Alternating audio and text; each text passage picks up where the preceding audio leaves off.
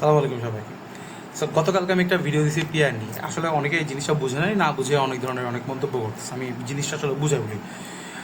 বিষয়টা হচ্ছে, আমি যেটা বলছি যে একটা পার্লামেন্টে দুইটা কক্ষ অথবা দ্বিকক্ষ বিশিষ্ট পার্লামেন্ট হবে, যেখানে হচ্ছে গিয়ে একটা এলাকায় আমি যদি ধরি 10,000 ভোট, 10,000 ভোটের মধ্যে যে কোনো একটা প্রার্থী 6,000 ভোট পেয়েছে, সে মেম্বার অফ দ্য পার্লামেন্ট, সে ইলেকটেড একজন এমপি সে থাকলো। এবং আমি যেটা বলছি যে মনে করেন পুরো দেশে টোটাল 10টা সিট আছে, 10টা সিটে টোটাল 1,00,000 ভোট আছে। তো টোটাল মনে করেন যে কোনো একটা দল টোটাল মিলে মনে করেন তারা 40% অথবা 50% অথবা 51% কী পাইল, টোটাল ভোট পাইলো। সো 51% ভোট পাওয়ার ফলে তারা সরকার, তারা মন্ত্রণালয়ে পাইল, এক কথায় তারা যে মন্ত্রণালয় পেল এবং সরকার চালালো। কিন্তু বাকি যে 40,000 যে ভোটগুলো আছে, যে 40% ভোট আছে, এই ভোট যারা পাইছে অথবা এই ভোট যারা দিছে, তাদেরকে আসলে কোনো দাম নেই।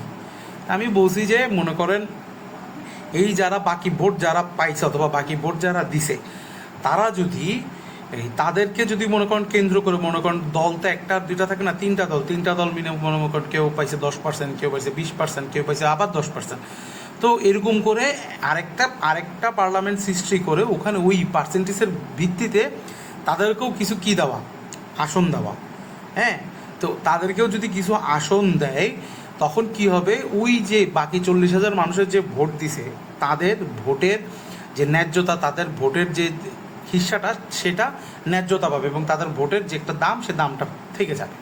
এইটুকুই বিষয়টা। সিম্পল। দুইটা কক্ষ থাকবে।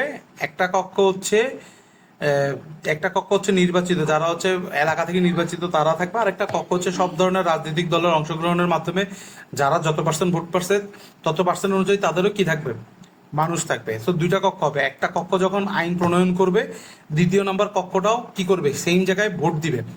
বিষয়টা কি হয়, বিষয়টা হচ্ছে কি, সংখ্যাগরিষ্ঠতার ক্ষেত্রে যখন কি হয়, ভোট অথবা যে কোনো একটা আইনের ক্ষেত্রে যায়, আমাদের দেশের কালচার হচ্ছে যে কোনো একটা দলের প্রধান যদি বলে যে এই আইনটা এইটা, মনে করেন যদি বলে যে এটা এখানে কি দেখা যাচ্ছে, এটা একটা গ্রামের দৃশ্য, সে যদি বলে, দলের প্রধান যদি বলে না এটা গ্রামের দৃশ্য না, এটা সাগর, তাহলে বাকি বাকি সবাই কি বলবে জানেন, হ্যাঁ এটা সাগর। তাদের মানে নিজস্ব কোনো চিন্তা ধারা বুদ্ধি, তারা কোনো কিছু বলবে না। দলের প্রধানকে খুশি রাখার জন্য সে কি বলবে, এটা সাগর। বিষয়টা হচ্ছে এইরকম যদি দ্বিকক্ষ বিশিষ্ট থাকে, আসলে এটা সাগর, এটা আসলে বলা যাবে না। তো জবাবদিহিতা এনশিওর হবে। থাকুক না দুইটা কক্ষ বিশিষ্ট থাকুক, সমস্যা কি? কিন্তু এটার সাথে পাশাপাশি আরেকটা জিনিস খুবই প্রয়োজন, এটা হচ্ছে নির্বাচন। নির্বাচনটা কিন্তু খুবই প্রয়োজন, খুবই প্রয়োজনীয় একটা জিনিস। নির্বাচনটা আসলে খুব তাড়াতাড়ি, খুব দ্রুত দেওয়া উচিত। এবং আমার মনে হয় যে বিষয়গুলো নিয়ে লেনদেন না করে নির্বাচনটা দিয়ে দিলে অনেক বেশি ভালো হবে। আসসালামু আলাইকুম সবাইকে।